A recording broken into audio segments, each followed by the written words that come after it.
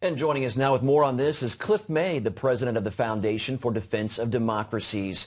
Cliff, what are your thoughts on the Obama administration pushing for the release of more than 100 Palestinian prisoners to jumpstart the peace talks? Well, I don't think that is a good idea. These are terrorists. They have blood on their hands. If they're released, there's a very good chance that a fair percentage of them will go back to terrorism. I think it sends a bad message generally that terrorists can be released, not in exchange for any significant concessions, but just to get Mahmoud Abbas, the head of the Palestinian Authority, to sit at the table, to talk with the Israelis, to pretend that he's willing to make a deal. I think it's objectionable. Well, should the release of Jonathan Pollard be part of this peace talks deal? I don't think it should be in any way, shape, or form. I think it should have nothing whatsoever to do with it. This is about whether or not there's going to be recognition of Israel as it is, a homeland for the Jewish people, a minority in the Middle East that has self-determination as other minorities and other nationalities should have, whether the various peoples of the Middle East, in particular the Palestinians and other Arabs, can live with a non-Muslim, non-Arab neighbor and can tolerate that. This should have nothing whatsoever to do with Jonathan Pollard. That's a very separate issue.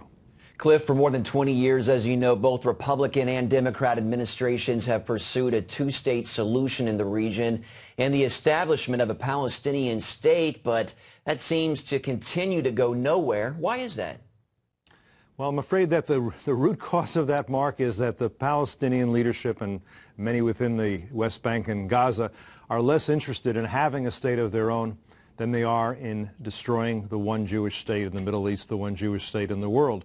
The Palestinians have been offered statehood on many occasions. There's no question in my mind that Bibi Netanyahu, the prime minister, would like to pursue a two-state solution. But a two-state solution means the Israelis recognize the Palestinians as neighbors and try to get along with them, and that's important, and that the Palestinians recognize the Israelis, a Jewish state with a substantial minority of Arabs, Muslims, Christians, Baha'i, Druze, others.